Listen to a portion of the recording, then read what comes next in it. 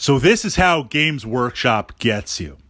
And I was asking the question, if they change their business model, would it really make that much of a difference? And perhaps they know their business model better than we think. So there's this idea, I think if you're looking from outside the Warhammer 40K Games Workshop hobby, although it's mainly 40K, I think to a lesser extent, Age of Sigmar, and Lord of the Rings is kind of its own ecosystem completely on the side.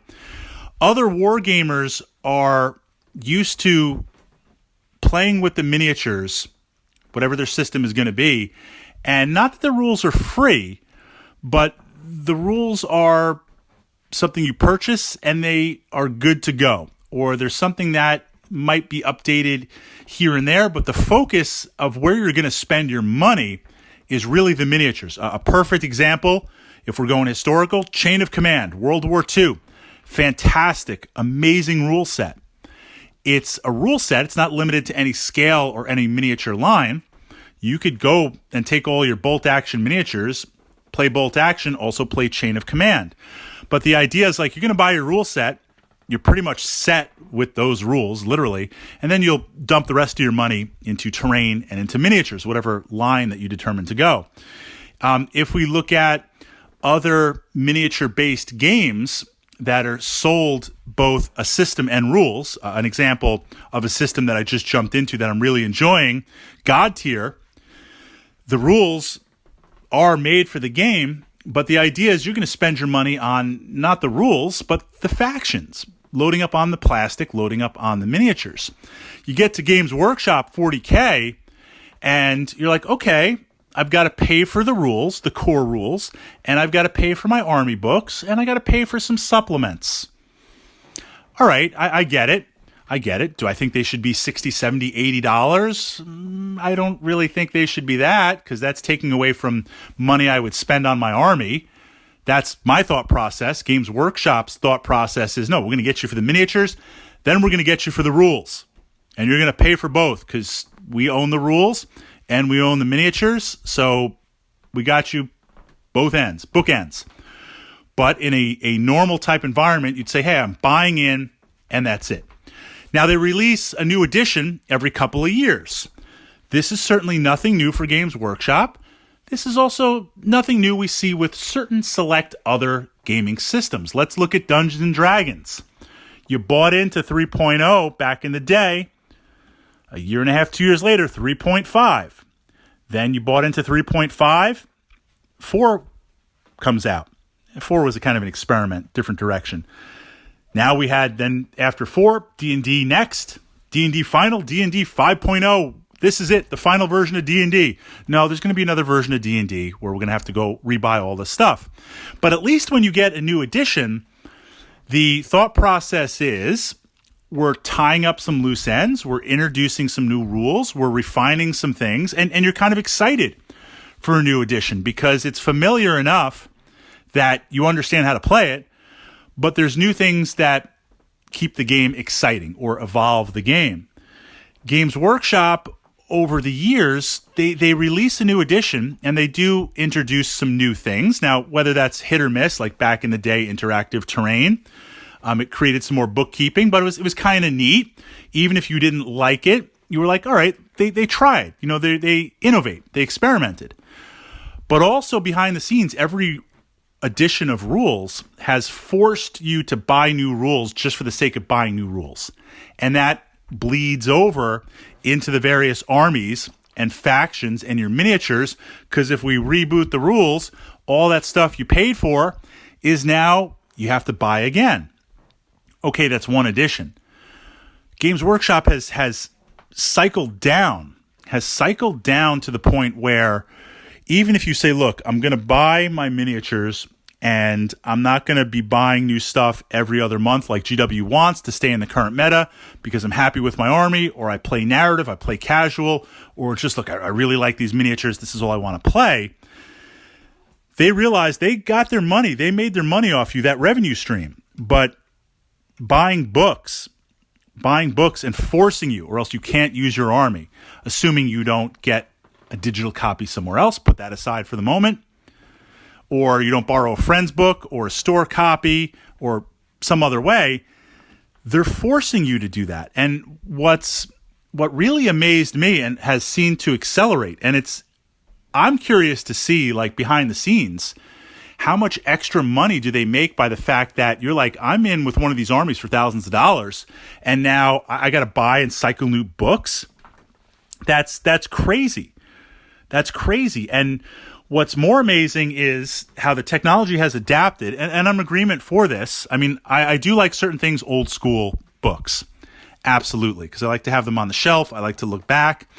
But the convenience of digital, to have that in a medium that I can look things up, that's great. But that's pure profit, pure cash.